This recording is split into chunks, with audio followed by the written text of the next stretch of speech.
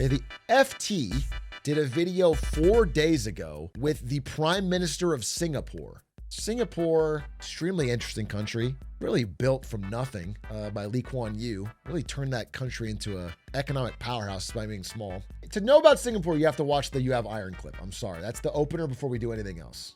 And let there be no mistakes about this. Whoever governs Singapore must have that iron in him or give it up.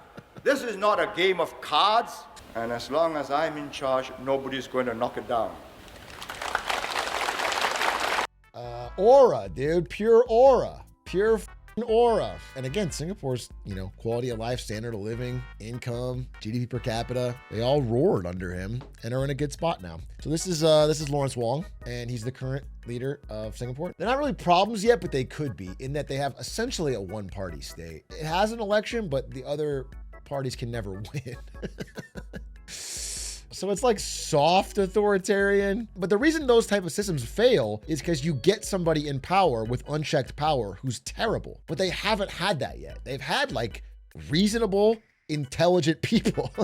So when you have that, it does work. America is stepping back from its role as global insurer, but there is no other country that's able to or willing to fill the vacuum. True.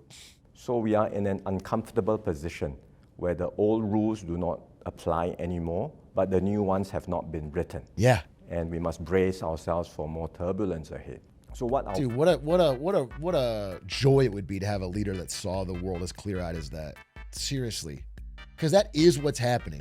The late 2020s and maybe even early 2030s are going to be like the story of this, the story of new rules getting written, new things getting figured out, new alliances getting shifted, especially if you're leading a country, to be super hyper aware of that and trying to figure that out and adapt and not trying to cling to any ideas from the past. I think we cannot afford to just wait for things to happen or hope somehow that things magically will fall in place. Yeah, he's spitting for sure. We have to take actions now. Multipolarity itself does not provide a stable framework for countries to work together. This to guy's cooperate spitting, bro. and to I agree ensure so hard. shared prosperity and security. He's got wisdom. He's got a rare quality in a leader. And yet, all these decades, since the end of the Vietnam War, Southeast Asia has been able to maintain relative peace and avoided major conflicts. And economically boom. In some ways, the tariffs imposed by America have indeed catalyzed and motivated ASEAN leaders to come. Oh, what?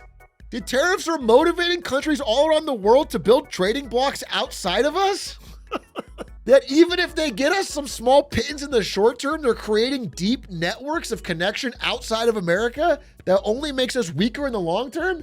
That's f***ing crazy. And this guy who has no problem with America at all and can even lend credence to some of what Donald Trump is saying is understanding, explaining that in a wise way, that what we're doing is inherently self-defeating. That's crazy. The questions are good, the answers are good. And every time the question, and it's a smart question, is asked, he just answers that question directly. He doesn't go back to a talking point. He just listens to the question and answers it. Is he stupid? How the f*** is he gonna get votes with this? Well, he hasn't mentioned Sleepy Joe once, by the way, which is boring. There are a lot of re-exports from Singapore, and supply chains have been disrupted because there is pressure also from the US to remove Chinese elements. From big problem for Singapore. Supply chains. Yeah, like for example, instead of going China, Singapore, America, it'll go China, Vietnam, Singapore, America, so they can relabel it to avoid the tariff.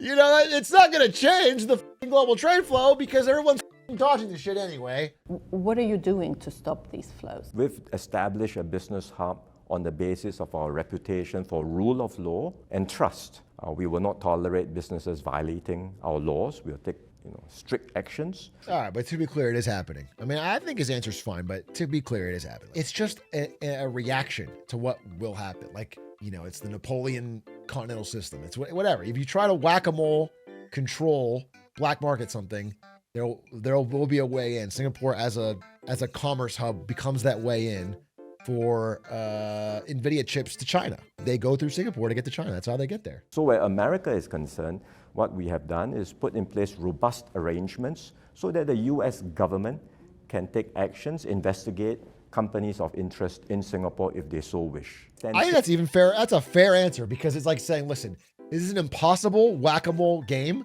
We're going to give you complete freedom to deal with it as you want, but you can spend all the money and time trying to hunt it down forever. That's a great answer because honestly, like if America was to spend tons of money and tons of effort to try and hunt down every single GPU smuggler in Singapore, they can do it. It'll just keep happening somewhere else. It's like the war on drugs or whatever. If you want to try and hit the supply and never hit the demand, you can go for it forever. You can whatever, but it's not our money, not our time. Indeed, in Singapore, economic growth has not yet been affected. I think there are several reasons for it. Generally speaking, because of AI, because of new technologies, the rest of the economy has been quite resilient so far. What did AI do? It's not about the effects of AI.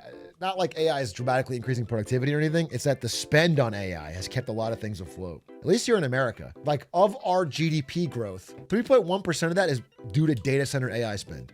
So much money is being spent to build out power, build out data centers so if we didn't have this gigantic vacuum of money towards AI, there would be almost no growth. It's the only thing that's growing. I'm just wondering how you and your neighbors navigate the tensions between the US and China. Impossible. There may be a trade deal, there may not be a trade deal. One day it's on, one day it's off.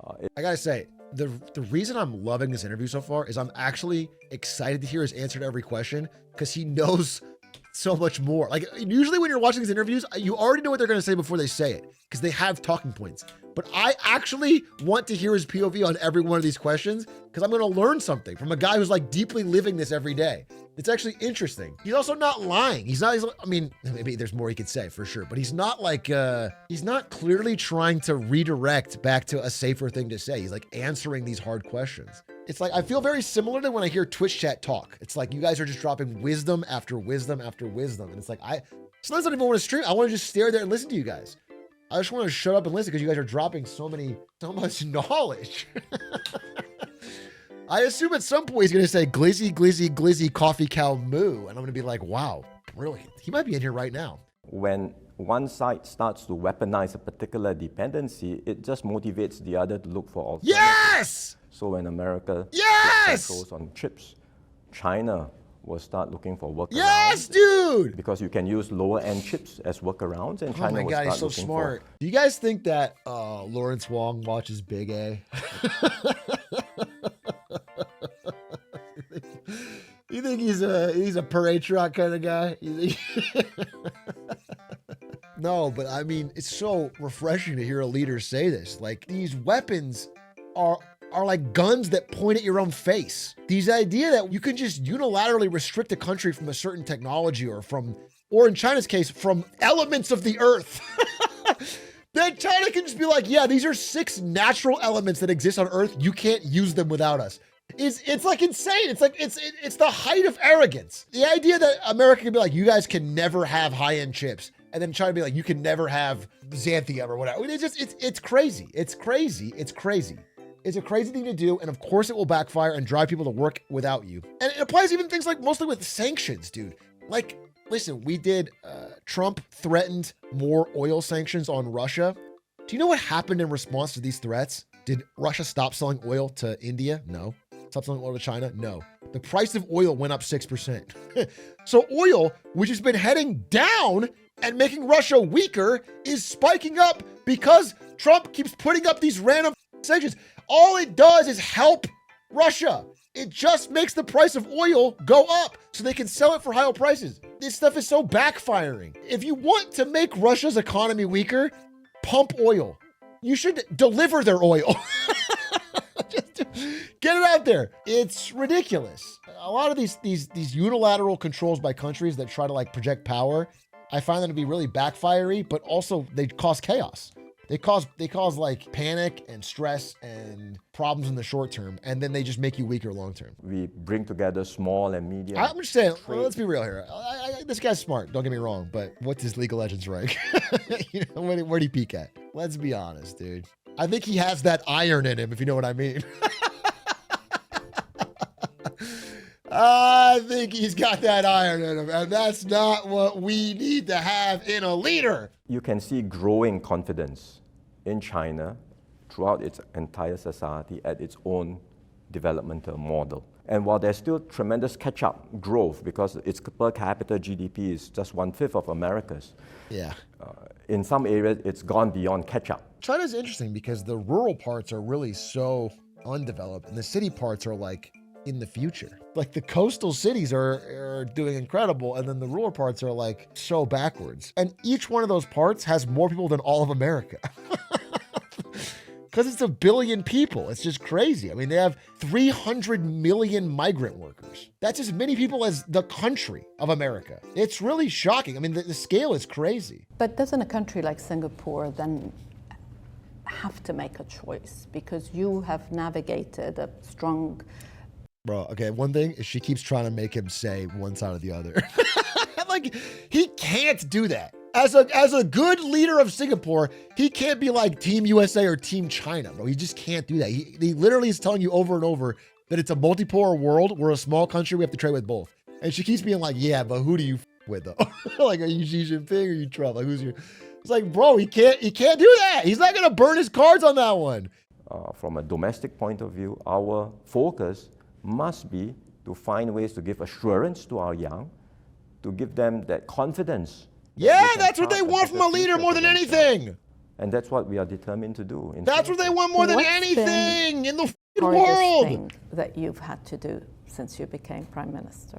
I'm not just prime minister, I'm leading a party. I go into elections, and you have to then think about which are the members of my team who I have to drop, because I want renewal.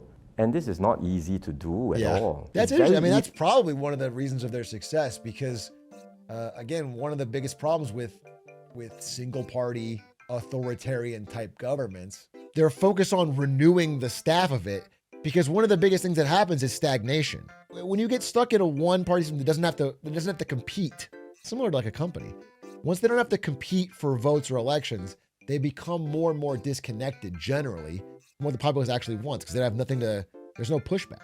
But they're clearly focusing on renewal without that, which is pretty crazy. Easy to say, let's just continue with the status quo. It's okay, we all move along. But then if I do less of the renewal, I will pay the price Yes, dude! 5, 10, 20 years from now. Just the mere idea that some guy's talking about the future of his country in 5, 10, 20 years, as in after he's out of power, that's refreshing too. We have the most short-term focused society right now that it's ever been in my whole lifetime. Everything is about the news of the week, very rarely about things that'll happen 5+ years from now, which is like so important. Dude, one thing I was giving China credit for is 5 years ago exactly, there was the first little mini trade war with China. China, in response to that mini trade war, commissioned a deep dive study on every single area of thing that the United States could use as leverage in a future trade war. And then they spent the past 6 or 7 years, one by one, ripping those away. So like, there was a helium dependency on America. They got rid of that. There was the soybean stuff. They built up the ability and the trade networks to get soybeans from other areas, which they deployed during this trade war. The rare earth metal stuff, they built the capacity and the ability to enforce a rare earth metals ban. So they got all this stuff ready so they have way more leverage going into this trade war. That was a long-term plan. That was not like oh shit, this is in 2 weeks, let's figure it out. That was like, hey, this is gonna happen again in the future, we need to be ready. And they were way more ready this time around. And that kind of stuff makes a much better chance of prosperity for your citizens. Like the long-term shit is what pays off, not the short-term stuff. I don't want to make any claim here that Singapore is perfect either. No country's perfect. That's the thing that, especially Zoomers, I wish they understood. They all have deep flaws. All of them. Every one of them. But, you know, a little bit of wisdom goes a long way, bro. A little bit of long-term thinking can make the difference. Choices that you don't get to make can have huge effects on your life for 30 years. And so you really want wise people making those choices. Luckily, we have the wisest president of all time, so